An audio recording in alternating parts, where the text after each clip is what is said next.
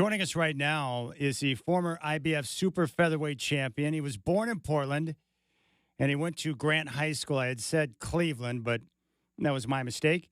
In his professional career, he had 36 wins, 11 by knockout. It's my pleasure to welcome Steve Forbes to the Rip City Drive. Steve, good afternoon. Thanks for making time to come on the show.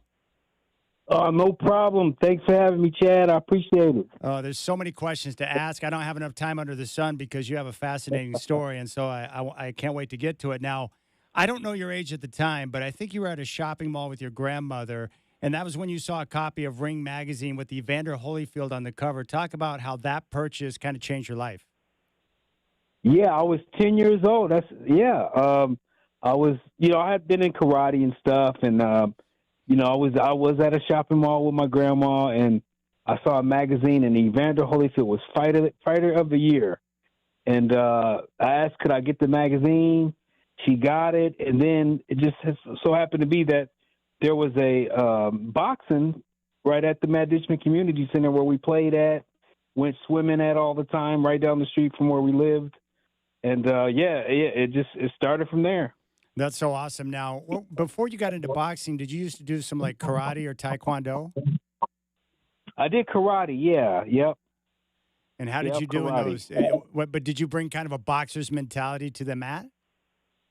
Yeah, I did. But you know what? I got disqualified a couple times for like full contact, and I had to bow down and face the opposite way, and they was like, yeah. It's supposed to it's just touch points, not full on, and I'm thinking, well, we're supposed to defend ourselves. This is a competition. So they said, nah, this might not be for you, like the tournament style stuff.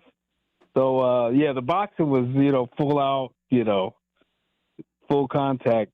And I jumped right into that. No, that's okay. The Matt Ditchman Community Center, you and I are about the same age. And when I was younger, the community centers were great because they had all sorts of activities. What different types of things did they have kids, were they able to do at the Matt Ditchman Center? They had everything. They had a dance. I was a Seat Wars champion. Now, if you don't know what Seat Wars is, I got to tell people this story.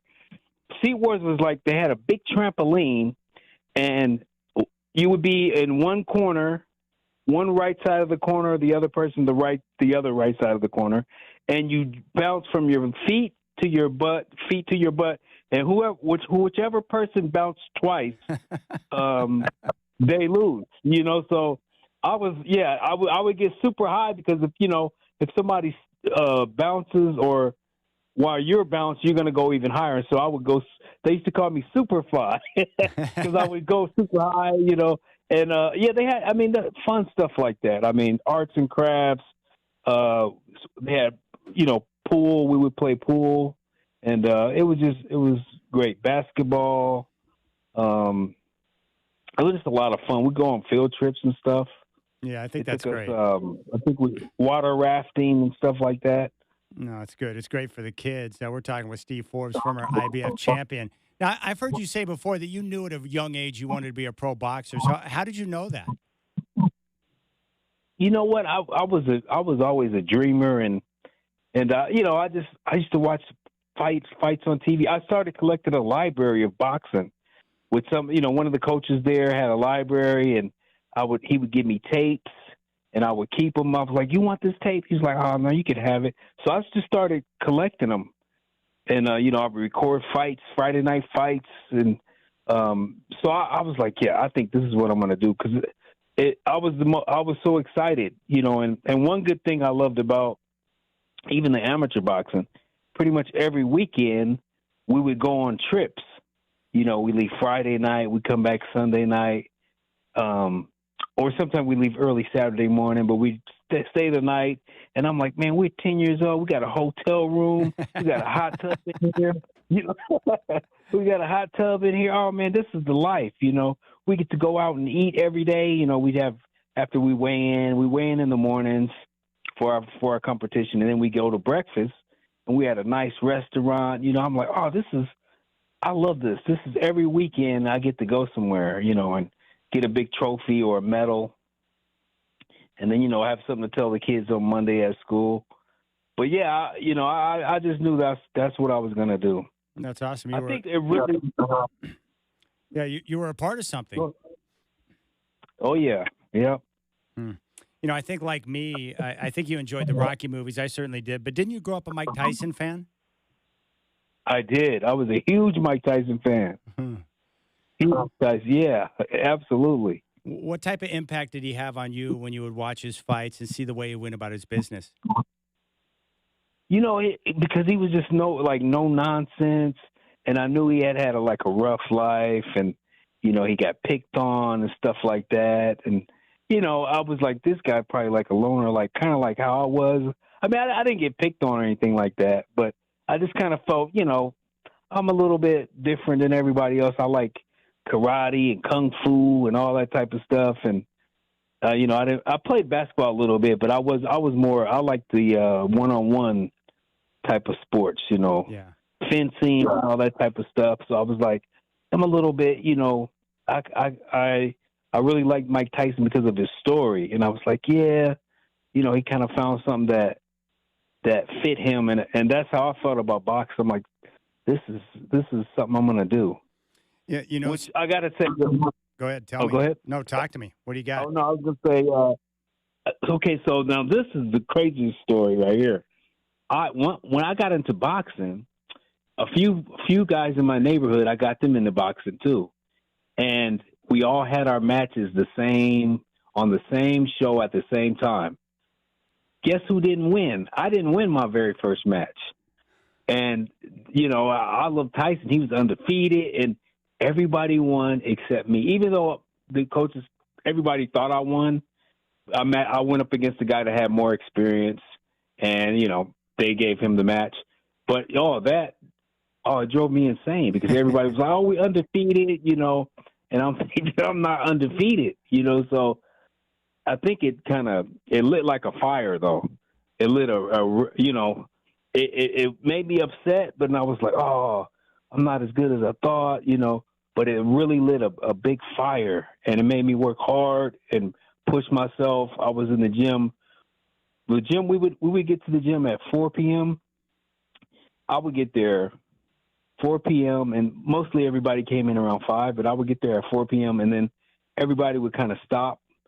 And except for the pros, they would stay till 8. I would stay till 8. I would stay there the whole time, every single day, because I wanted to get better and better and better. So I think it definitely pushed me. Yeah, I was so. I think it's great because that's one of those moments where, you go out there in your first amateur fight, you get your ass kicked. It could go one of two directions. You could be like, this isn't for me. But instead, you said, hey, I've got to work harder and do more to get to where I want to be. And so you channeled that the right way. Yeah. Oh, yeah, I did. But I was so mad, though. Everybody's undefeated with me, Yeah. But I ended up, I started, making the kids quit, too, in there when I was, as I started going through my career. I was like, okay, I got to get stronger. So, yeah, no, it definitely worked out. Well, we've all had, usually most of us will have like a key mentor throughout the course of our life. I think one of those for you was Clayton Hires. What advice did he give you, Steve, when you were young in the boxing game? Oh, he would just tell me, okay, if you're going to be a fighter, you can't be hanging around with these, some knuckleheads. Because I had some friends that, I think all of us kids did have certain people that, they wasn't really, into the positivity. And he was like, okay, so you're going to have to focus a lot, you're going to have to focus really hard and stay disciplined and, he's hanging out. Because I started, I becoming a teenager. I want to hang out. And he's like, nope, this is where you need to be. So that, even though sometimes I did go hang out a little bit, like I go to, like little school parties and stuff, I still remembered, hey, you know what, I'm not going to hang out after this. After this party, I'm going home. I need to go train tomorrow. So it definitely helped me because he was like, you got an opportunity to do something that not a lot of people do, and, you could make it. He told me that. And he was one of him and a lot of other people, like a lot of the older older guys in the gym, the coaches and stuff, they was like, hey, man, you have a shot if you stay focused. Now, some of them just could have been telling me that, but I believed it, and that was the most important thing, that I believed that, And then I would talk to a lot, and Clayton was a pro. He had fought a lot of guys. He actually has a win over Floyd Mayweather's dad, Floyd Sr. So, so I talked to all the pros, and they encouraged me. But he definitely was a guy that really, really inspired me. Now, before you turned pro, Steve, I think you were sparring with Floyd Mayweather. What was that experience like, and what did you learn about yourself in those sparring matches? And, yeah, you're right.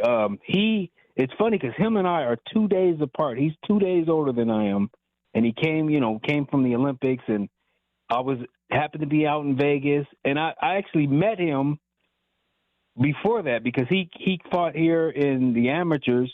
They had the Pan American trials here. We were like 16 years old, and he would come to the gym and he would like talk smack, So, but him and I kind of hit it off, and then we fast forward to we're sparring. We're 19 at the time, and he was knocking guys out in the gym, and they was like, oh, he needs some sparring. Would you want to go spar with him? And I'm like, yeah. So I go over there and I didn't really know how I did because they're fast paced, everything. And then afterwards, he was sitting on the ring apron, kind of sitting there. And he's like, he remembered me. He's like, man, I remember you, And he was like, that was good work. And I was like, so I did all right. He was like, yeah. He was like, come tomorrow. So, and I was sparring with him. And it got to the point where we got so competitive. We would go after the bell. We would keep going rounds. And I'm thinking, man, why do you want to keep going rounds with me? And so Roger Mayweather, his uncle, was like, that's because you're giving him good work, man. You got to stay here. He's like, where you staying at? I was like, I'm staying with this, I was renting a room from a lady. And he's like, I'm going to come get all your stuff. So Roger, his uncle, Floyd's uncle, came and got all my stuff. And I ended up sleeping on Roger's couch, until I ended up getting an apartment. They got me an apartment and everything in Vegas. And, it kind of took off from there. But no, I learned a lot about working hard. Yeah. Working hard, because Floyd is probably one of the hardest workers I've ever seen in my life. Well, you said before. You said before the Mayweather family. Like, if it wasn't for the family, the Mayweather family, you probably wouldn't have been a pro boxer. That's how important they were to your success.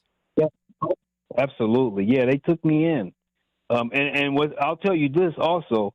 Clayton was the one that told me, you need to go down there to Vegas and turn pro with them, and kind of, because I had fought the Golden Gloves down there and I did pretty good. And he was like, yeah, when you get ready to turn pro, just go down there to see if you really got it. So, I fast forward to that. But yeah, no, without them guys, the Mayweathers, yeah, I probably wouldn't have did it. And they really wanted me to focus on boxing. I'm like, well, I got to work a job.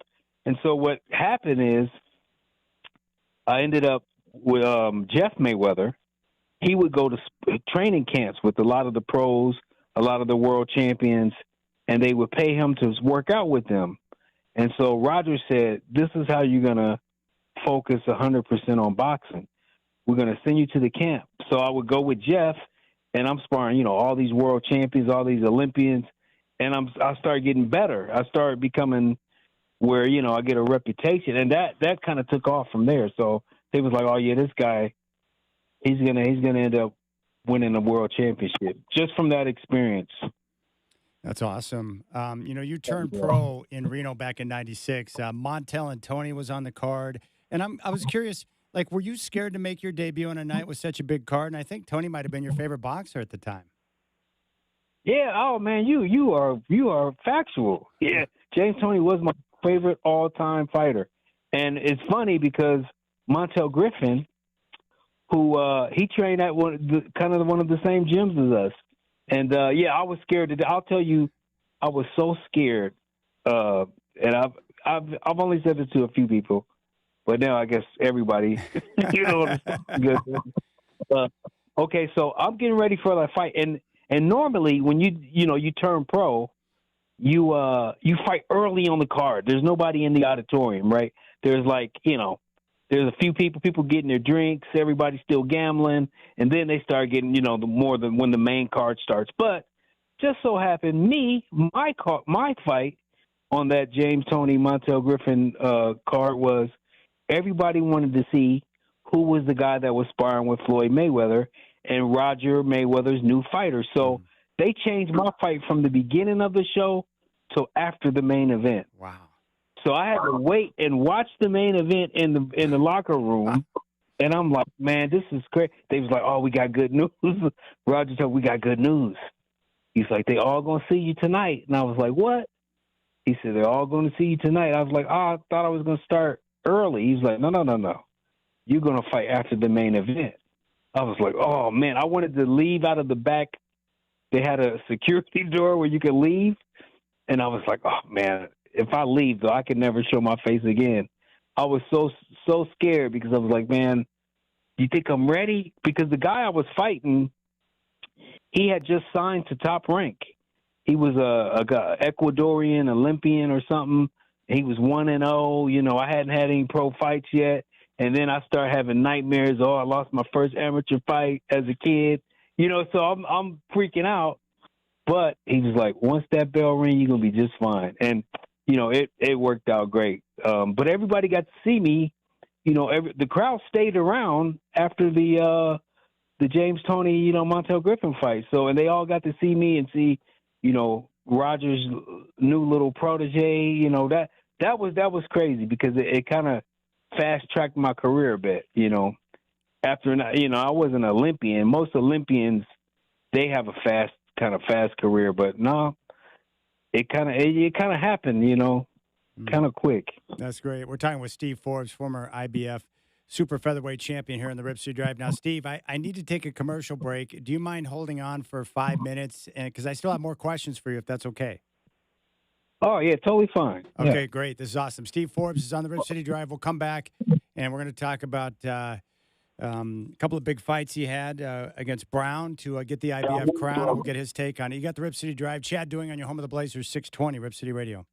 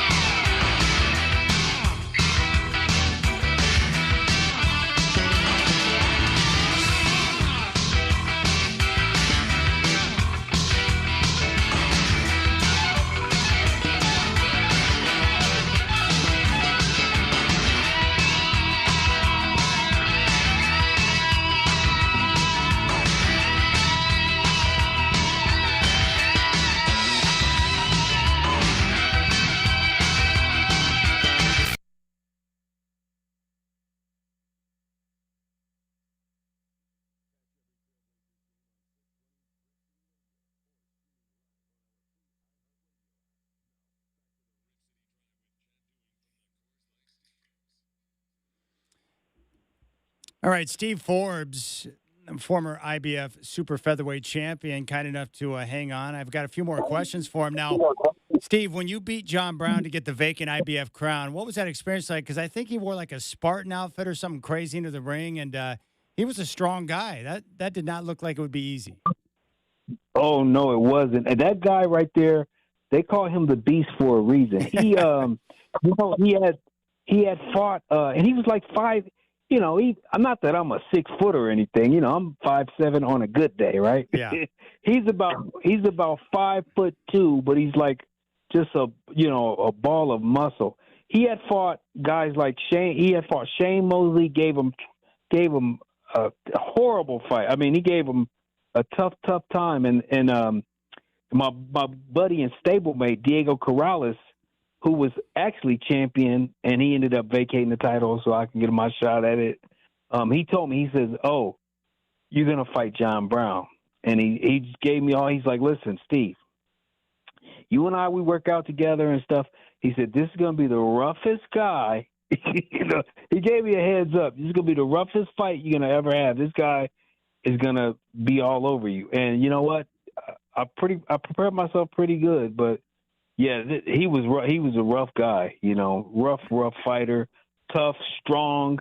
His training, the way he trained with like a military. His coach was a military guy, and the coach would blindfold them, hit them with sticks, all type of crazy stuff. There's this thing on his training where he talked about all the stuff he used to do. Yeah, this guy, he was definitely a rough fighter, and he was really strong. I was wondering, strong. When you had a chance to, you got to fight him a second time. I don't know if that was sanctioned or not, but you got a chance to fight him a second time. When you won that fight, did it give you more of a sense of validation because of the way the first fight went? Yeah, it did. Yeah, because I fought.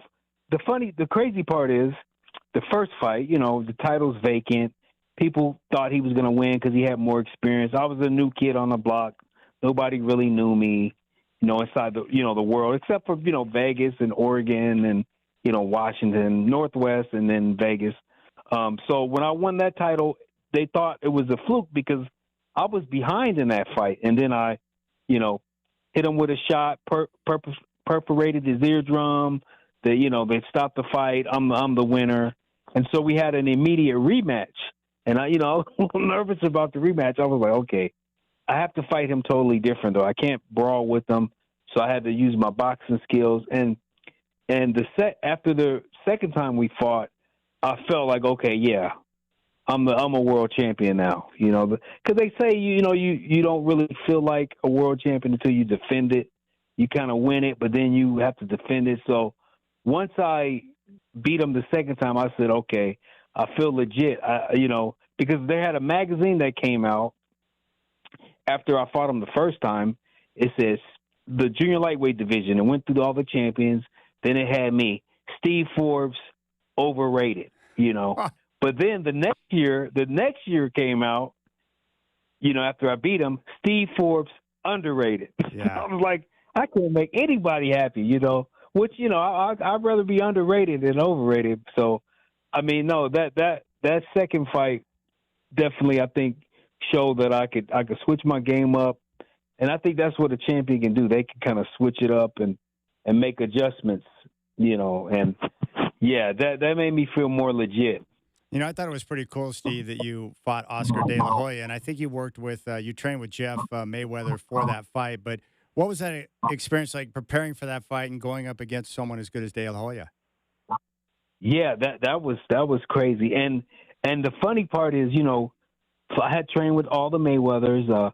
Floyd Mayweather Sr. trained Oscar for that fight, and I was going to train with Jeff and Roger as a team, but Floyd Jr. was training with, Roger, and him and his dad was kind of beefing, and so, Roger's like, just use Jeff, and so me and Jeff was like, all right, and Jeff, I'll tell you this, I think I really needed Jeff, especially for that fight, because, you got a legendary guy like Oscar De La Hoya, multiple-time champion, pay-per-view star, And that is a stressful situation. But Jeff Mayweather made the training camp probably the most relaxed training camp and most comical, funny. I mean, playing jokes on me. We're messing around, not take. I mean, we're taking it serious, but he wanted to, have me not in a high stress, high stress atmosphere. So that was probably the best thing for me because it was so relaxed. We were so calm, and he kept reminding me, man, you do this every day. You've been in here with some of the best guys in the world, even if it wasn't on TV. You've trained with some of the best.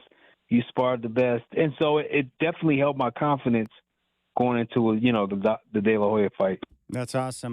Final question for you. You boxed till you're about 38, but now, like, what's next? What passions are you following now? What's going on with you? You know what? I still like the promoting. I promoting boxing shows, even though I haven't done none we haven't done anything since the pandemic. Yeah. Started to shut down and all that stuff. But you know what? I like broadcasting, doing behind the mic, talking boxing. I actually did something. I don't know if that was earlier this year. It might have been late last year. They had a show in Salem, and it was supposed to be televised. And I did some behind the mic stuff, which was fun. So I'm looking to get back into doing some of that and possibly getting back into the promoting again. Well, you should. You've got the personality and the voice for it, Steve. You're a natural. I appreciate that. Well, Steve, we got to do this again. There's so many more questions to ask. I appreciate your time today, but let's plan on another time we're going to come in because I love your story and everything you're about. But most importantly, you represent Rip City, which is awesome. Absolutely. Hey, this is the best. This is the most underrated place in the world, and we got a lot of fire here, in this little place. Now, what streets? Which part of town? When you were younger, which part of Portland did you live in? I live northeast. I live right off of Williams Ave and Monroe. Oh, Williams Ave and Monroe. I know exactly where it's at. That's cool. Right over there. There used to be that Cleo's nightclub. Yep. Yep. Everybody in my family went to that nightclub. I tell you that. Yeah. Well, Steve, I appreciate the time. Let's make sure we do this again, and I wish you the best, my friend. Thank you. I would love to. Thank you. You got it.